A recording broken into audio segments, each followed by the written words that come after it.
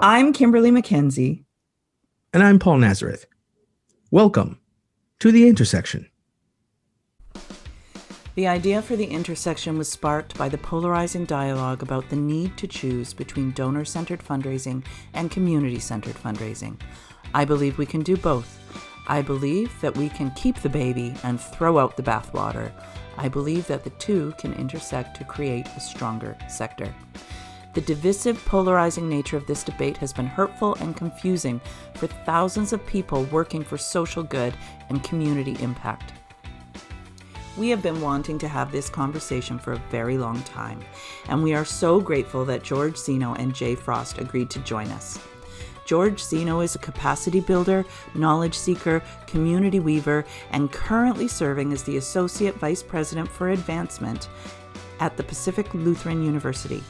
Known to his friends as Zeno, he is passionate about diversifying the field of philanthropy and community development while bringing the fields closer to high-impact results in order to create sustainable, community-driven solutions for the world. He is kind, generous, and incredibly patient. Jay Frost brings together people, ideas, and resources to fuel positive change in the world. He is recognized as one of America's top 10 fundraising experts and has worked with hundreds of organizations to identify and pursue billions of fundraising opportunities around the world. He is a wise, curious, and gentle man, even known to some as the Mr. Rogers of fundraising, which may be exactly what we need for this unifying conversation. It is time for our sector to come together and really dig into how we build unity, have collective impact, and try to repair decades of harm. This is just a sneak peek of what you can expect. The full 1-hour conversation will be available the morning of June 30th, so that you can listen to it over the long weekend. Be sure to subscribe to the Intersection Hub podcast wherever you get your podcasts. Be sure that you don't miss it. It's a really good one.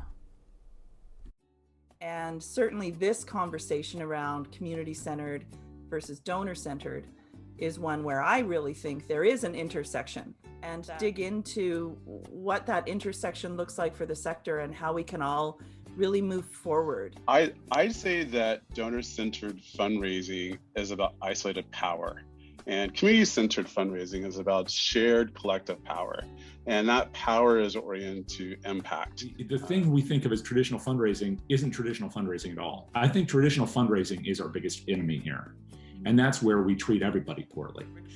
And I've watched with pain as people that I really respect argue with each other. And again, I think that in a lot of cases, they're arguing with who they think the other is and who the other is representing. Right. And good humans say thank you when someone does something nice for them, right? Wow, Paul, you just blew my mind, because I always think you come in cold with 1,000 other things, and then you always come in prepared. I have no hobbies, and I don't watch. Holy smokes! So I needed to learn what restorative philanthropy was going to do to drive us towards community philanthropy. So part of that restorative philanthropy was healing. I was going to ask how you advance restorative philanthropy in a 1-year budget cycle, but you answered that for me. Find a way to talk to the communities that we serve and have those people serving on our boards, because it's the right thing to do. But I also think it's the smart thing to do, because the money is not going to be in the same hands tomorrow that it is today. And I build good fundraising practices. And how do we define what good is now? How do we keep the baby? How do we get rid of the bathwater and still keep the baby? And but I want to talk about old white guys. Good. Trust me, I'm an expert in this. So go ahead. And George. Boy, Kimberly, you go right to the stinger there. My lived experience will accelerate a mission, because what you all use for your imagination, my lived experiences brings real, tangible assets to those nuances that you don't understand, that you can't translate, that no theory that you put in front of people could be activated. because my lived experiences brings me to the proximity of those challenges that need to be addressed. The question is, do you value my social capital? I hope that the community too will do what we have failed at, for example, in the United States to do in this last year, which is to quiet the fears which lead us down dark paths.